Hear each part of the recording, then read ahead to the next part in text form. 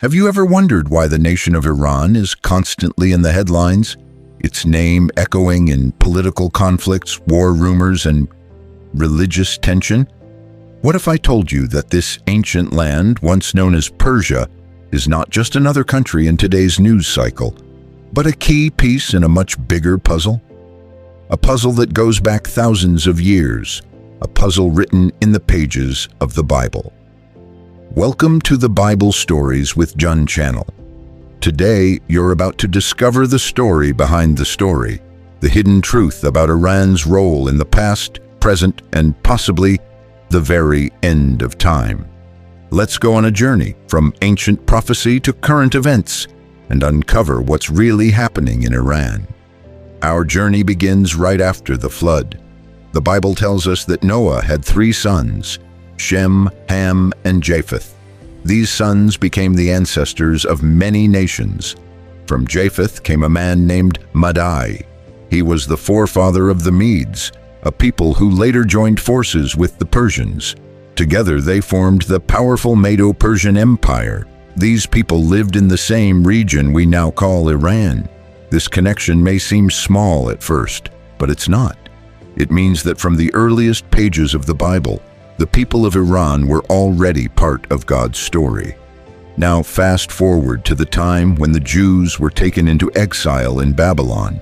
Their temple was destroyed, their people scattered. But then out of the east came a powerful king, Cyrus the Great, the ruler of the Persian Empire. Cyrus did something no one expected. He freed the Jews. He allowed them to return to Jerusalem and rebuild the temple. And here's the astonishing part. This wasn't a coincidence. More than 150 years before Cyrus was even born, the prophet Isaiah mentioned him by name. Isaiah 44:28 says, "Who says of Cyrus, he is my shepherd, and he shall fulfill all my purpose, saying of Jerusalem, she shall be built, and of the temple, your foundation shall be laid." Isaiah 45. And one even calls Cyrus God's anointed, a title usually reserved for kings of Israel. This shows that God can use anyone, even kings who don't know him, to fulfill his plans. When Cyrus gave his decree, it was more than politics. It was prophecy being fulfilled. Under the leadership of Zerubbabel, a descendant of King David, the Jews began to rebuild their temple. This moment marked a new beginning, a time of restoration, a clear sign that God had not forgotten his people. Persia, a pagan empire, became an instrument of hope and healing. But the story of Persia in the Bible doesn't end with Cyrus. During the reign of King Xerxes, Ares, called Ahasuerus in the Bible, a dark plot was formed by a man named Haman. His goal? To destroy all the Jews in the Persian Empire. But God had already placed someone in the right position. Esther, a young Jewish woman who had become queen. When her cousin Mordecai warned her of the danger, he said something powerful. "Who knows but that you have come to your royal position for such a time as this?" Esther risked her life to speak to the king. She exposed Haman's plan, and in a dramatic reversal, the Jews were saved. This story, still celebrated today during the Jewish festival of Purim, shows us how God can protect his people even in the darkest times. And again, Persia was the setting for his deliverance. The influence of Persia continues into the New Testament. In Matthew 2, wise men, called the Magi, came from the east to worship the newborn Jesus. These men may have been priests or scholars from Persia, trained in reading stars and spiritual signs. They traveled far, following a star, to honor the King of the Jews.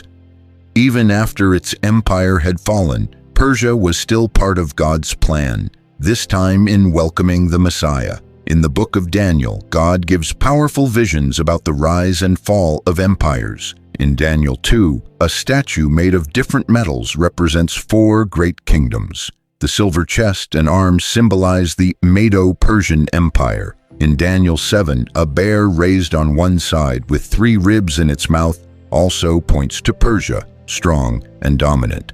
In Daniel 8, a ram with 2 horns conquers in all directions.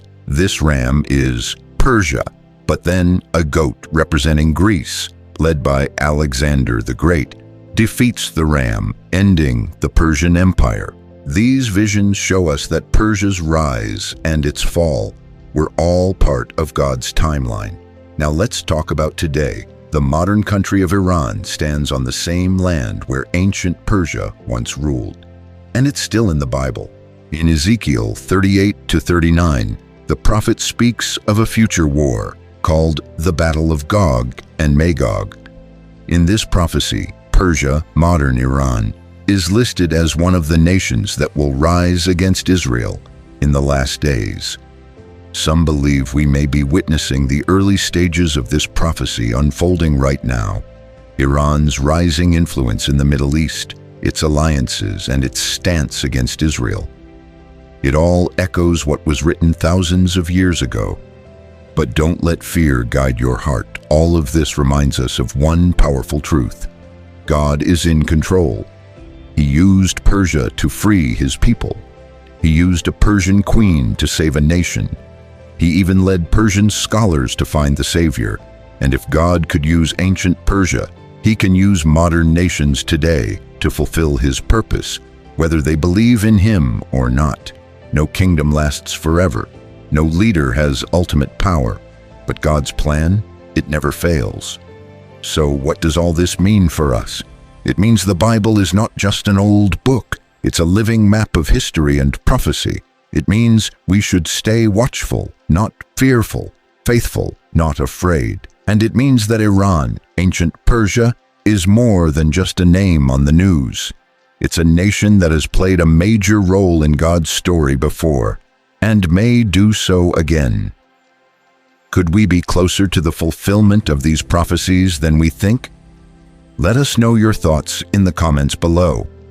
What do you think about Iran, Israel, and the end-time prophecies?